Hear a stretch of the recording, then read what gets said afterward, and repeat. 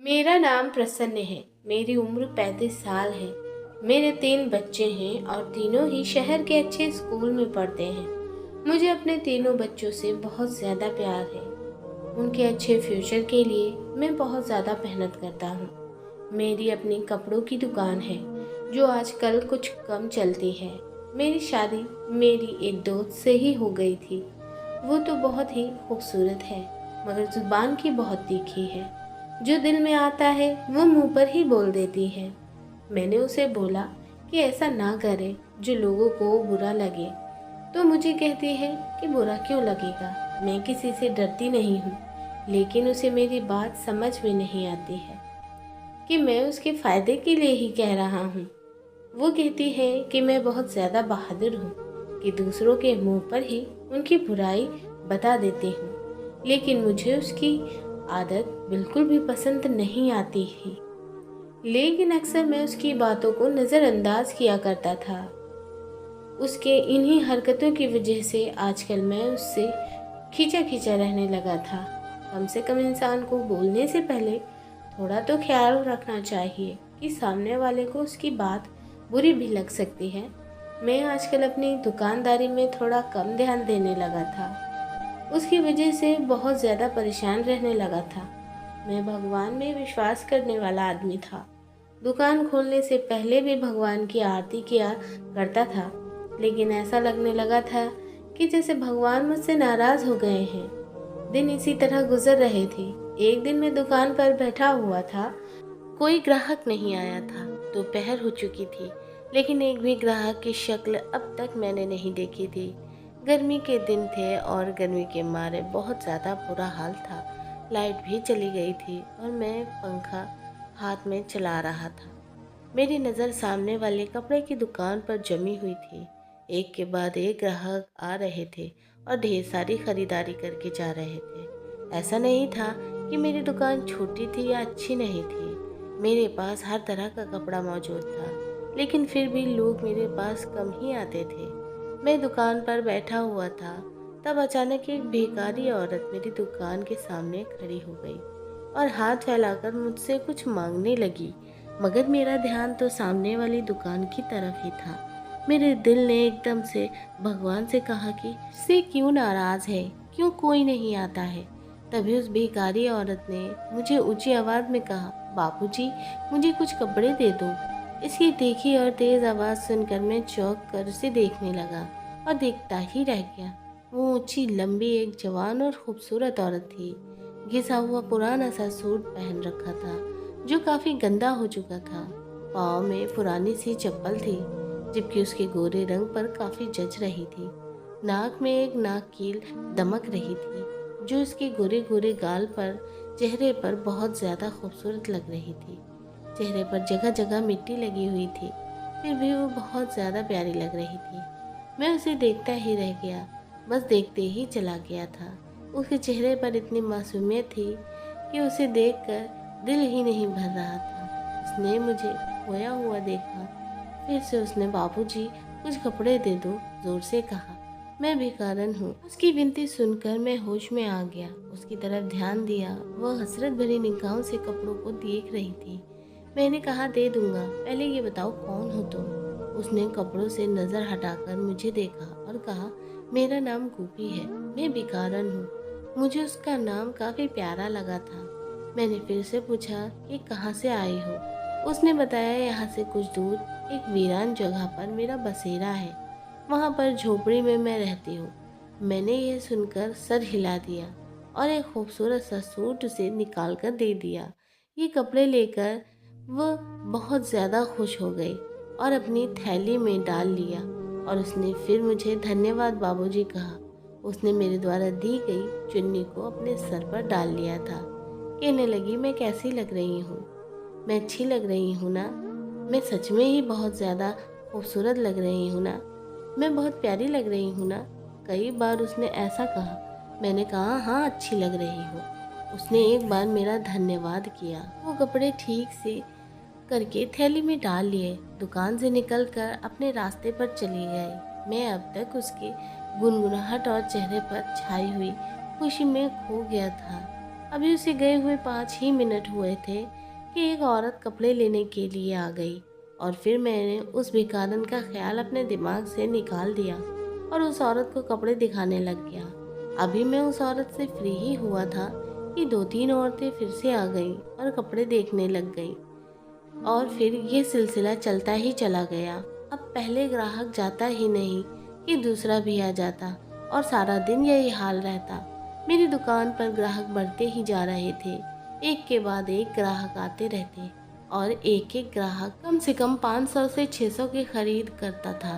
अब मेरे पास इतना समय भी नहीं बचा था कि मैं बैठकर सामने वाली दुकान को देख पाता कि दुकान पर कितने ग्राहक आ रहे हैं और कितने ग्राहक जा रहे हैं। सारा दिन मेरे पास ग्राहकों की लाइन लगी रहती। शाम तक मेरे पास सारे कपड़े बिक गए और आज पहली बार इतने ग्राहकों को निपटा कर और लगभग खाली दुकान को देखकर मैं बहुत ज़्यादा हैरान हो गया था कि आज ये सब कैसे हो गया। एक दिन में इतने सारे ग्राहक आए और सारी दुकान खाली हो गई थी। मैंने सारे पैसे इकट्ठे किए और उन पैसों से ढेर सारे कपड़े खरीदकर अपनी दुकान फिर से भर ली। बाकी बचे हुए पैसों को घर लेकर आया और अपनी पत्नी को जाकर ये सब बताया, जिस पर वो भी बहुत ज़्यादा खुश हो गई और भगवान का उसने धन्यवाद किया।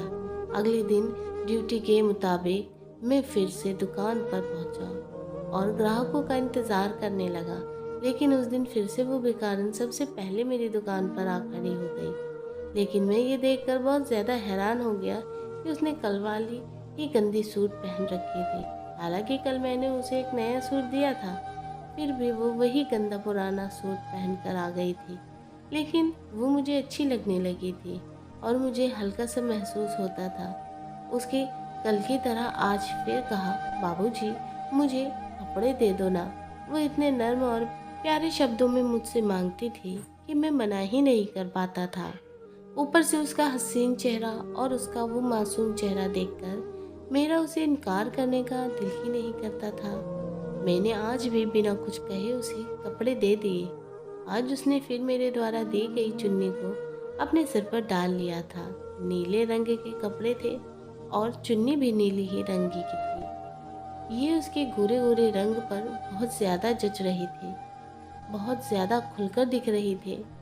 उसने फिर पूछा, बाबू साहब जी मैं कैसी लग रही हूँ?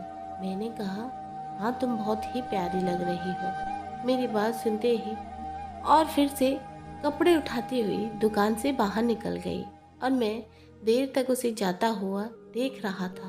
उसके जाने के बाद आज फिर से मेरी दुकान पर ग्राहकों की भीड़ लग गई। मैं दिन भर उन्हीं में बिजी रहता। एक के बाद एक ग्राहक आते ही रह गए। मैं थक गया था। तभी दोपहर के खाने का समय भी हो गया था, मगर अब तक भीड़ कम नहीं हुई थी और कम होने का नाम भी नहीं ले रही थी। मैंने सोचा कि अकेले तो मैं संभाल नहीं पाऊंगा, तो कोई लड़का काम पर रख लेता हूँ। उस दिन भी मेरे सोच से ज़्यादा बहुत ज़्यादा आमदनी हो गई थी। मैं बहुत ज़्यादा खुश था, इसलिए मैंने एक लड़के को अपनी दुकान पर काम करने के लिए रख लिया। मैंने उसे बोला कि मैं महीने की तनख्वाह तुम्हें दे दूंगा। वह राज़ी हो गया। इस तरह लड़का मेरी दुकान पर काम करने लगा। जिंदगी रूटीन के मुताबिक गुजर रही थी और मेरी दुकान दिनों दिन तरक्की करती जा रही थी। लेकिन इस बीच वो भिखारन भी रोज़ आती और मुझसे फ्री में कपड़े लेकर चली जाती। लेकिन मैंने कभी उसे पहने हुए नहीं देखा था। जो मैंने उसे दिए हुए थे उनमें से उसने एक भी सूट नहीं पहना था, बल्कि हमेशा वो अपना गंदा और पुराना ही सूट पहनकर आया करती थी। एक दिन मैंने उसे पूछा कि क्यों मेरे दिए कपड़े क्यों नहीं पहनती हो, जो मैं उसे हमेशा दिया करता हूँ। वो बात को टाल गई और फिर मैं भी उसकी खूबसूरती से बहुत ज़्यादा इम्प्रेस था। उसे इंक्वायरी नहीं कर पा रहा था। इस बात को मैंने अपने घर पर नहीं बताया था, इसका कोई भी जिक्र नहीं किया था और न ही अपनी पत्नी को उस भिखारन की बात बताई थी। मुझे पता था कि ये बात सुनते ही मेरी पत्नी मुझे लेक्चर देने लग जाएगी। उसे फ्री में कपड़े क्यों देते हो, और फिर मुझसे कहती कि आगे से कपड़े मत देना। वो भिखारन रोज़ पुराने कपड़ों में आती और मुझसे नया सूट लेकर जाती है। लेकिन उसके जाते ही मेरी दुकान पर ग्राहकों की ऐसी भीड़ लग जाती थी कि सर खुजाने की भी फुर्सत नहीं मिलती थी। मेरी दुकान में इस समय बहुत ही तेज़ी से तरक्की हो रही थी। अब मेरे घर में पैसों की हेर फेर होने लगी थी। मुझे बहुत ज़्यादा हैरानी होती जा रही थी कि उस भिखारन के आने से ही मेरी दुकान पर ग्राहकों की भीड़ क्यों लग जाती है। पहले तो कभी ऐसा नहीं हुआ था कि मेरी दुकान पर इतने ग्राहक आते, बल्कि मैं तो सामने वाली दुकान को देखा करता था जहाँ पर हर समय भीड़ लगी रहती थी। मैं इस लालच में उस भिखारिन को रोज नए कपड़े दिया करता था, लेकिन अब मुझे उस पर शक होने लगा था। कुछ सोचकर मैंने इस मामले के बारे में पता लगाने का सोचा कि आखिरकार पता तो करूं कि सबके पीछे का कारण क्या है। और फिर एक दिन जब वो मेरी दुकान पर आए और कहा, बाबूजी मुझे नए कपड़े दे दो, मैंने एक नया सूट निकाल कर उसकी तरफ बढ़ा दिया। लेकिन जैसे उसने सूट लेने के लिए हाथ बढ़ाया, मैंने उसका हाथ पकड़ लिया। मैंने उससे कहा कि पहले मुझे ये बताओ कि तुम कौन हो और इन कपड़ों का क्या करती हो, उसके बाद ही मैं तुम्हें कपड़े दे दूंगा। मेरी बात सुनकर वो थोड़ी सी परेशान हो गई और बोली कि मैं पहनती हूँ। मैंने थोड़ा और ज़्यादा गुस्सा होकर कहा कि मैंने तुम्हें कभी नए कपड़े पहने हुए नहीं देखा, बल्कि तुम तो हमेशा इन्हीं गंदे और फटे पुराने कपड़ों में ही रहती हो। उसने कहा कि अपनी शादी के लिए उन कपड़ों को इकट्ठा कर रही हूँ। उसकी यह बात सुनकर मुझे लगा शायद वो सच कह रही हो। तभी खामोशी से कपड़े उसकी तरफ बढ़ा दिए। वो कपड़े लेकर बाहर चली गई, लेकिन मैंने भी उसकी सच्चाई जानने के बारे में ठान लिया था। मैंने अपनी दुकान पर काम करने वाले लड़के को दुकान पर बिठाया और मैं अपनी जीन्स और शर्ट उतार कर अपने ही दुकान से एक नया कुर्ता पजामा निकाल कर पहन लिया और चेहरे पर मास्क भी लगा लिया। मेरे साथ काम करने वाला लड़का मुझे इस तरह हुलिया बदलते हुए देखकर चौंक गया कि मैं ये सब कुछ क्यों कर रहा हूँ, मगर मैंने उसके सवालों का कोई भी जवाब नहीं दिया और दुकान से बाहर निकल आया और उसे दुकान का ख्याल रखने के लिए कहा। बाहर निकल आया तो मैंने दाएं तरफ देखा तो वो दूर जाती हुई नजर आ रही थी। मैं तेजी से अपने कदम बढ़ाते हुए उसके पीछे जा रहा था। मैं एक जगह पर जाकर रुक गया और वो भी एक जगह पर जाकर रुकी, और उस जगह पर वो लोगों से पैसे मांगती थी। किसी से खाने की चीज़ मांगती तो किसी से ज़रूरत की चीज़ और किसी से कुछ और ही मांगती, और फिर अपनी थैली भरती हुई वो आगे बढ़ जाती। मैं लगातार छुपकर उसका पीछा कर रहा था ताकि सब कुछ मालूम कर सकूं। अभी तक उसको मुझ पर शक नहीं हुआ था क्योंकि मैंने अपना हुलिया पूरी तरीके से बदल लिया था। मैं अभी कुछ दूरी पर ही था जब उसको एक बच्चे के पास जाते हुए देखा। मैंने देखा उसने अपना थैला नीचे रखा, उसने बच्चों के सर पर हाथ फेरा और फिर उसके बाद मुझे पैदल ही उसके पीछे जाना पड़ा। उसके पीछे पीछे मैं ऐसे ही चल रहा था। आधा घंटा लगातार पैदल चलने के बाद वो एक वीरान सी जगह पर जाकर रुक गई, जहाँ ज़्यादा आबादी नहीं थी, बल्कि आबादी न होने के बराबर ही थी। यहाँ कुछ झोपड़ियाँ बनी हुई थी और वो भिखारन भी इन्हीं झोपड़ियों की तरफ जा रही थी। जितनी भी झोपड़ियाँ बनी हुई थी एक दूसरे से काफ़ी फासले पर बनी हुई थी, और जब झोपड़ी के आगे से जाता तो हर झोपड़ी के आगे पर्दा लगा हुआ था। उसकी वजह से झोपड़ी के अंदर देख पाना बहुत ही ज़्यादा मुश्किल था। मैं उसका पीछा कर रहा था और जब वह एक झोपड़ी के करीब पहुंच गई थी और उसने पर्दा हटाया, लेकिन ये देखकर मेरी जान निकल गई। झोपड़ी के अंदर छोटे छोटे बच्चे बैठे हुए थे जो रो रहे थे। उनके साथ एक कम उम्र की लड़की भी थी जो उन बच्चों को चुप करवाने में लगी हुई थी, कोशिश कर रही थी चुप हो जाएं। मैं ये देखकर परेशान हो गया था और मैं शक में पड़ गया था कि इतने बच्चे इसके नहीं हो सकते, क्योंकि वो तो शादीशुदा भी नहीं लगती थी। तो इसका मतलब क्या था? वो भिखारन बच्चा चोर थी। उसने इन बच्चों को चुराया होगा और अब उनको अपने कब्जे में रखकर ये उन्हें बेच देना चाहती होगी। बदले में उनके माँ बाप से पैसे भी लेगी या फिर उनको अपने साथ भीख मांगने के लिए लेकर जाएगी और धंधे पर लगा देगी और फिर पैसे कमाएगी। या फिर ऐसा भी हो सकता है कि ये बच्चों को गैर कानूनी तरीके से बेच देती होगी। ये सारी बातें मेरे दिमाग में आने लगी थी और अब मुझे उस भिखारन से हमदर्दी होने पर खुद पर अफसोस हो रहा था। मैं खुद को कोस रहा था कि उसकी मासूम और खूबसूरत शक्ल देखकर मैं पिघल गया था और उसे इतने समय से फ्री में कपड़े देता जा रहा था। मैं पेड़ के पीछे छुपा था जबकि मेरी नज़रें सामने उस भिखारन पे लगी हुई थी और उस लड़की से कुछ कह रही थी। वो लड़की सर हिलाती थी, उससे कुछ बात कर रही थी। बच्चे लगातार रो रहे थे। उस भिखारन ने अपने थैले में से सबको फल निकाल कर दे दी। सारे बच्चे लगभग 8 से 10 साल के लग रहे थे। अभी उसी को देख रहा था जब तक बाजू वाली झोपड़ी का पर्दा हटा और वहाँ से बूढ़ी औरत बाहर निकल आई। पर मैंने देखा वहाँ भी 8 से 10 बच्चे नज़र आए और सब 9 या 10 साल के तकरीबन लग रहे थे, जिनमें लड़की और लड़के दोनों भी थे। वो औरत कुछ कह रही थी जिस पर वो भिखारन उस बूढ़ी औरत को कुछ बता रही थी। अब मुझे बहुत ज़्यादा घबराहट होने लगी थी और घबराहट की वजह से मेरे शरीर से पसीना बहने लगा था। मुझे लग रहा था कि या तो उसका पूरा गिरोह है और इनका ये बच्चों वाला बिजनेस दूर दूर तक फैला हुआ है। इसने बच्चों को कैद करके रखा हुआ है।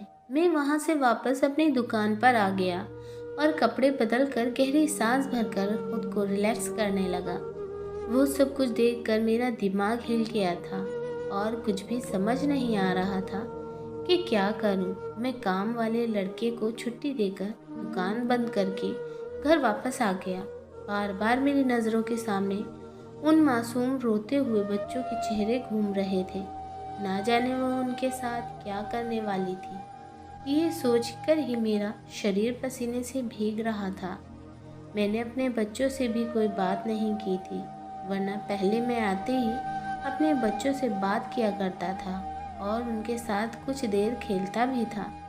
मेरी परेशानी को मेरी बीवी ने भाप लिया था। मुझे यूँ देखकर मेरी पत्नी ने पूछा, क्या हुआ है, इतने परेशान क्यों लग रहे हो? पहले तो ऐसे कभी परेशान नहीं हुए थे।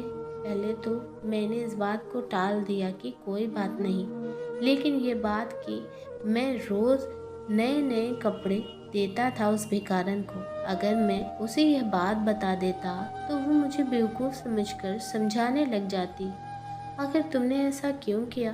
फ्री में इतने सारे कपड़े क्यों दिए? मेरी सारी बात सुनकर वो भी सोच में पड़ गई थी कि यह मासूम बच्चों की ज़िंदगियों का सवाल था। अचानक उसने कहा कि सबका हल सिर्फ एक ही है कि पुलिस को सब कुछ बता दिया जाए ताकि वो खुद ही बच्चों को उस भिखारन से छुड़वाकर उन्हें उनके माँ बाप तक पहुँचा दिया जाए। इस तरह आपकी टेंशन भी ख़त्म हो जाएगी और बच्चे भी अपने माँ बाप के पास पहुँच जाएंगे। अपनी पत्नी की बात सुनकर मैं सोच में पड़ गया था कि वो ठीक ही कह रही थी। यहाँ बात 1-2 बच्चों की नहीं थी बल्कि 20-25 बच्चों की थी जो उस भिखारन की कैद में थे और अपने माँ बाप से दूर तड़प रहे थे। और फिर उसके पूरे को पकड़ना बहुत ज़्यादा मुश्किल काम था। पुलिस ही ऐसे मामलों को अच्छे से हैंडल कर सकती थी। अगर मैं अकेला ही इस मामले में पड़ता तो शायद मैं खुद भी इस मामले में फंस कर रह जाता था।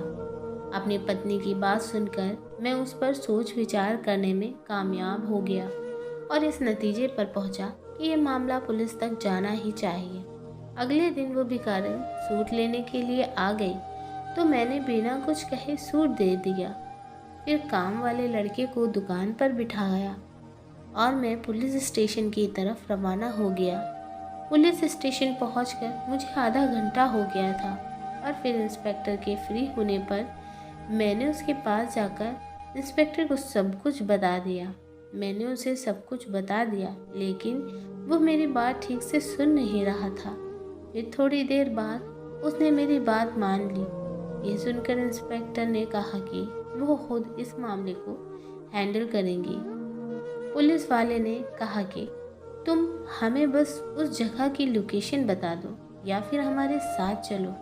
मैंने इंस्पेक्टर को उस जगह के बारे में बताया और मैं इंस्पेक्टर से कुछ देर बातें करके फिर वहाँ से निकल आया। रूटीन के मुताबिक काम निपटा कर शाम को इंस्पेक्टर का फ़ोन आ गया कि वो इस समय वहाँ रेड करने के लिए जा रहे हैं। ऐसा उस इंस्पेक्टर ने मुझसे कहा।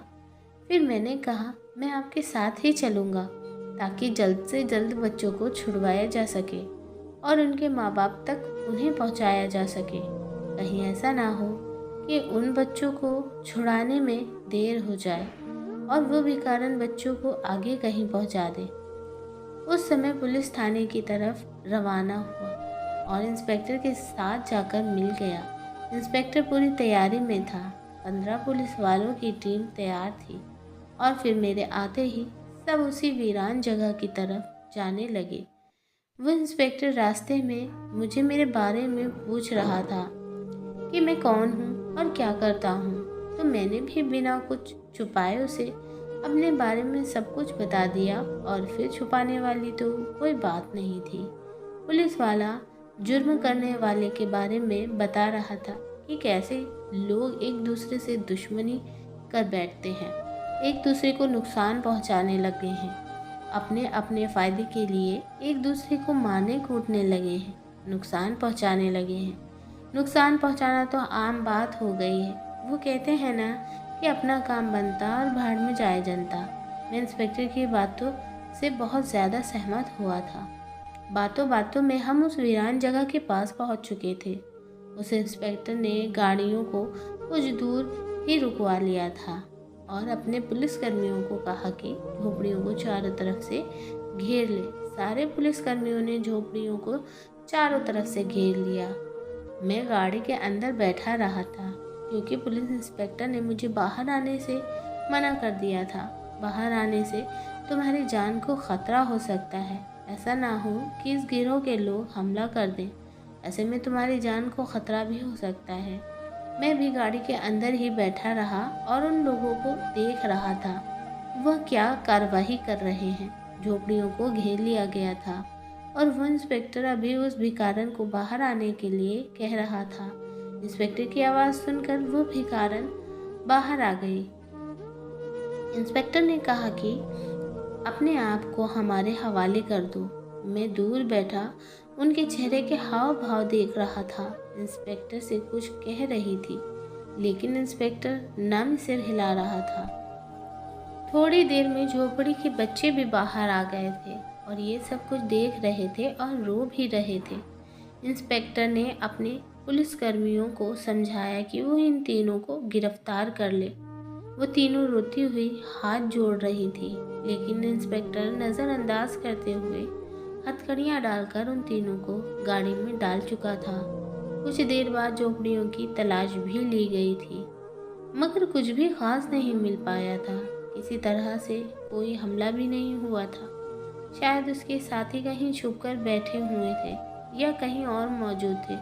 सारे बच्चे रो रहे थे लेकिन उनको जल्दी ही जीप में सवार कर लिया गया था और फिर वापस आने की तरफ चल दिए थे।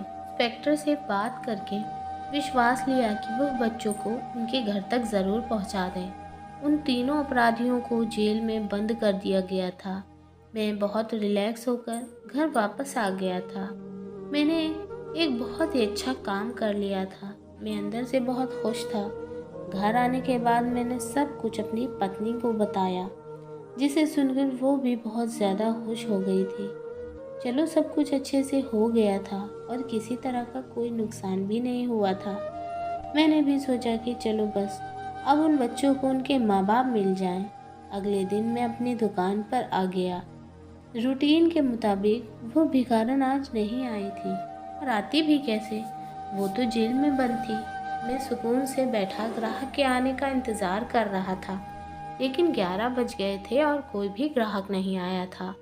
मैं सामने वाली दुकान की तरफ देखने लगा जहां आज मेरी दुकान से भी ज़्यादा भीड़ लगी हुई थी। तो फिर से शाम हो गई, मगर सिर्फ एक ही ग्राहक आया था और सिर्फ एक ही सूट लेकर चला गया था। मैं कुछ परेशान हो गया था, मगर दुकान पर कोई भी ग्राहक नहीं आया था। कमाई बिल्कुल ना के बराबर होने लगी थी। मेरी दुकान पर काम करने वाला लड़का भी बहुत ज़्यादा परेशान हो गया था। अगर ऐसा ही रहा तो फिर तो मेरी नौकरी चली जाएगी। मैं भी परेशान था कि अगर ऐसा ही रहा तो मैं इस लड़के को काम पर नहीं रख सकता। मैं भला सैलरी उसे कहाँ से दूंगा। मैं सोच में पड़ गया था। जिस दिन भिखारन आती थी उस दिन तो मेरी दुकान में भीड़ कमी नहीं होती थी। अब वह नहीं आ रही तो मेरा काम एकदम ठप हो गया था। मुझे ऐसा लग रहा था जैसे मुझे उसकी बद्दुआ लगी हो, लेकिन वो मुझे बद्दुआ कैसे देती उसे तो पता ही नहीं था कि उसका राज मैंने जाकर पुलिस को बताया है। मैं यहाँ बहुत ज़्यादा परेशान रहने लगा था, क्योंकि दिन ब दिन मेरी दुकान पर जो लोग आते थे वो भी आना बंद हो गए थे। मैं और ग्राहकों का इंतज़ार करता रहता। मैं अपनी पत्नी को अपनी परेशानी बताने लगा। वो भी बहुत ज़्यादा चिंता में पड़ गई थी, लेकिन इसका हल तो उसके पास भी नहीं था। हम ग्राहकों को ज़बरदस्ती तो अपनी दुकान पर नहीं ला सकते थे। फिर एक दिन मैंने ऐसे ही इंस्पेक्टर को फ़ोन किया और उस भिखारन के बारे में पूछा, तो उसने बताया कि वह अपना मुंह खोलने पर राज़ी नहीं है। उसका ये कहना है कि वो सारे बच्चे उसके अपने हैं। उसके साथ उसकी माँ और उसकी बहन भी है, और जो बूढ़ी औरत है वो उसकी माँ है। उसका ये कहना है कि वो उसके बच्चे हैं और वो बच्चों से भीख भी नहीं मंगवाती है और वो चोरी भी नहीं करवाती है। बच्चों को मांगने पर भी मजबूर बिल्कुल भी नहीं करती है, और ना ही वो बच्चे बेचती है। उनका संबंध किसी भी गैरों से नहीं है। अदालत ने उन तीनों के खिलाफ सबूत इकट्ठे करने के लिए कहा है, लेकिन उनके खिलाफ कोई भी सबूत नहीं मिला है। ना ही उनकी झोपड़ियों में से ऐसा कुछ मिला है जिसकी वजह से ये साबित हो सके कि वो गलत है। इंस्पेक्टर के मुंह से ये सब सुनकर मैं बहुत ज़्यादा हैरान हो गया।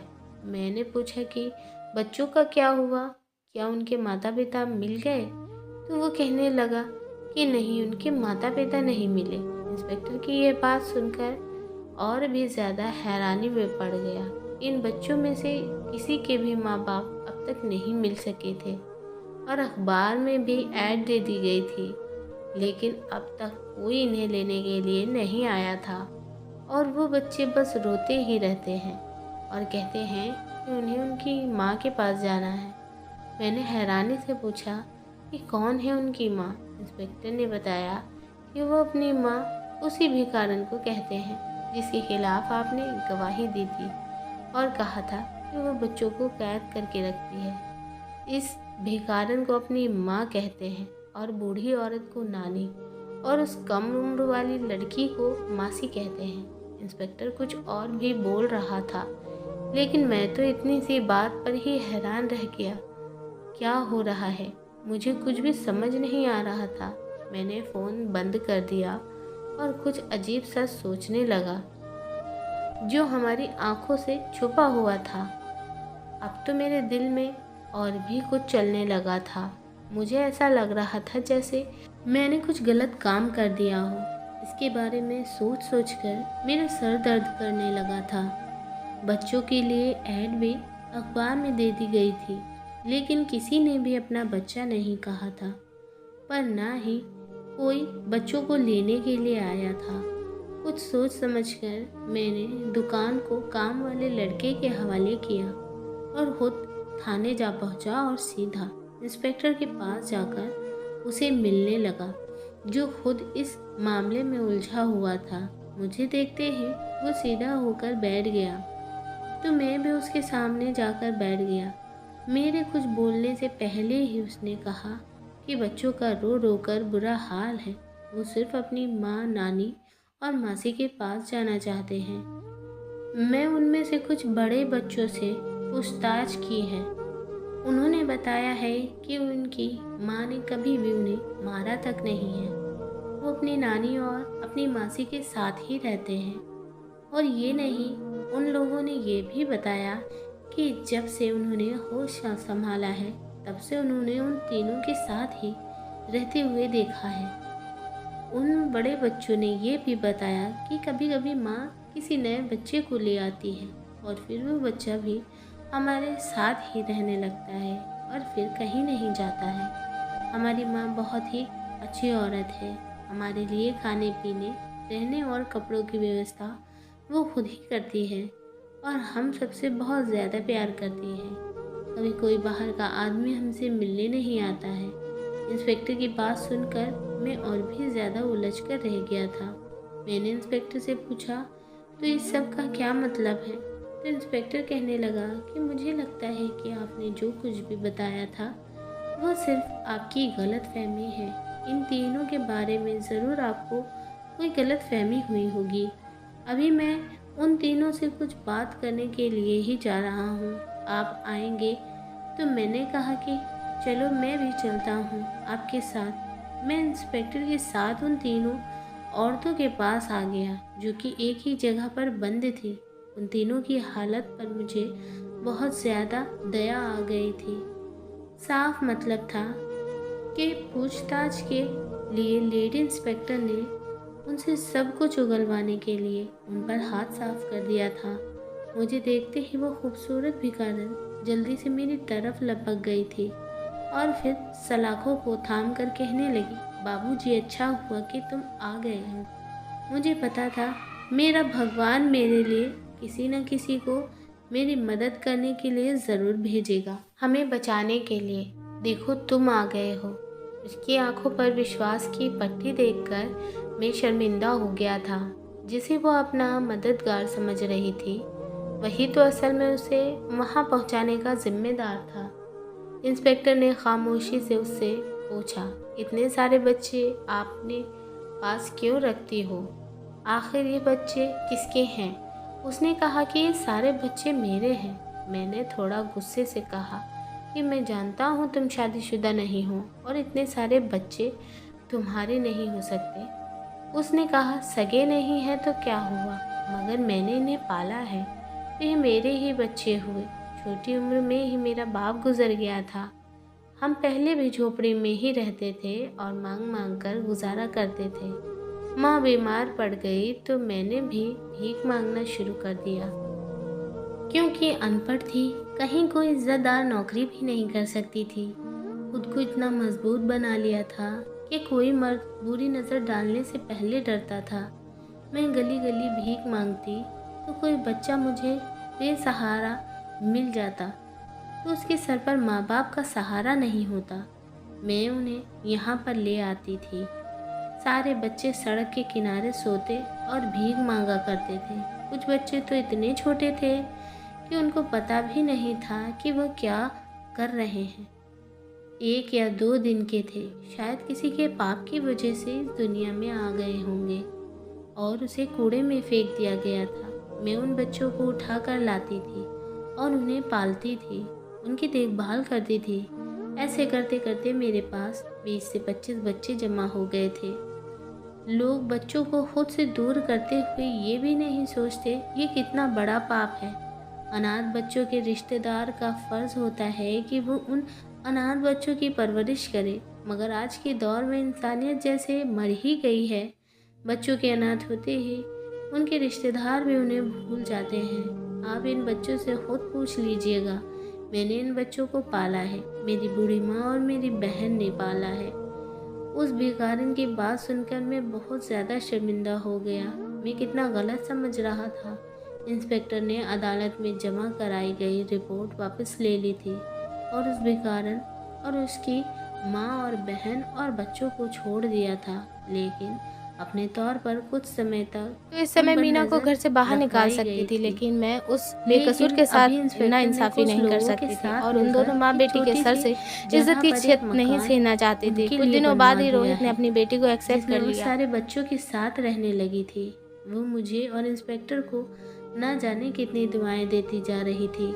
उन बच्चों के लिए कपड़े और खाने पीने का सामान मैं भेजता था और भगवान का करिश्मा फिर से हुआ कि मेरी दुकान पर ग्राहकों की फिर से भीड़ लगने लग गई थी और उस इंस्पेक्टर की भी प्रमोशन हो गई थी। मुझे अब समझ आ गया था कि गरीब की दुआओं का काम था, उसका फल था। मैं भगवान का धन्यवाद करता था कि समय रहते मुझे सारी सच्चाई पता चल गई थी। तो दोस्तों, कैसी लगी आपको ये कहानी? अपने सुझाव हमें कमेंट में ज़रूर लिख भेजिएगा। वीडियो को लाइक और चैनल को सब्सक्राइब करना मत भूलिएगा। हम आपको मिलेंगे एक और ऐसी ही बेहतरीन वीडियो में। तब तक के लिए धन्यवाद। आपका दिन शुभ हो।